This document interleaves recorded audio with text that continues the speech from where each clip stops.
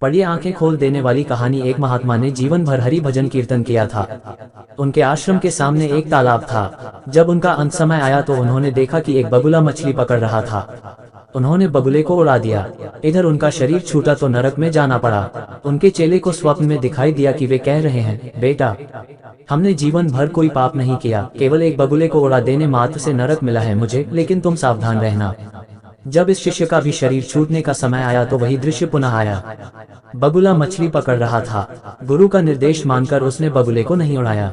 मरने पर वह भी नरक पहुंचा। तब एक गुरु भाई को आकाशवाणी द्वारा पता चला कि गुरुजी ने तो बगुला उड़ाया था इसलिए नरक गए, हमने नहीं उड़ाया इसलिए नरक प्राप्त हुआ है, पर तुम बच के रहना। जब इन गुरु भाई की मरने की घड़ी आई तो संयोगवश पुनः बगुला मछली मारता दिखाई दिया। गुरु भाई ने भगवान को प्रणाम करते हुए प्रार्थना की, भगवान, आप मछली में हो और आप बगुले में भी। हमें नहीं मालूम कि क्या सही है और क्या गलत, पाप क्या है, पुण्य क्या है, हमें नहीं पता। आप अपनी व्यवस्था स्वयं देखें, मुझे तो सिर्फ आपके चिंतन से मतलब है। बस इतना कहकर जब इनका शरीर शांत हुआ तो वैकुंठ की प्राप्ति हुई। श्री नारद ने भगवान से पूछा, भगवान, अंततः वे नरक क्यों गए? महात्मा ने बगुला उड़ाकर कोई पाप तो नहीं किया। उत्तर में भगवान ने कहा, नारद, उस दिन बगुले का आहार मछली था, पर गुरुवर ने उसे उड़ा दिया। भूख से छटपटाकर बगुले का अंत हुआ, अतः पाप लगा, इसलिए उनको नरक जाना पड़ा। नारद ने फिर पूछा, दूसरे ने तो नहीं उड़ाया, वह क्यों नरक गया? भगवान बोले, उस दिन बगुले का पेट भरा था, वह केवल विनोदवश मछली पकड़ रहा था, उसे उड़ा देना चाहिए था। शिष्य से भूल हुई और इस पाप के कारण उसे नरक मिला।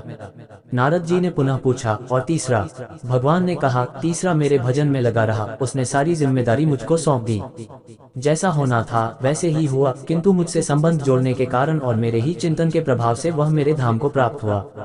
सीख, अतः पाप पुण्य की चिंता में समय न गंवाकर जो निरंतर हरि चिंतन में लगा रहता है वह मेरे परम धाम को प्राप्त होता है। जितना समय हमारा मन भगवान के नाम, रूप, लीला, गुण और धाम में रहता है, केवल उतना समय ही हम पाप से मुक्त रहते हैं। इसलिए सदैव हरिनाम लेते रहें, हरि चर्चा करते रहें, हरि कथा सुनते रहें।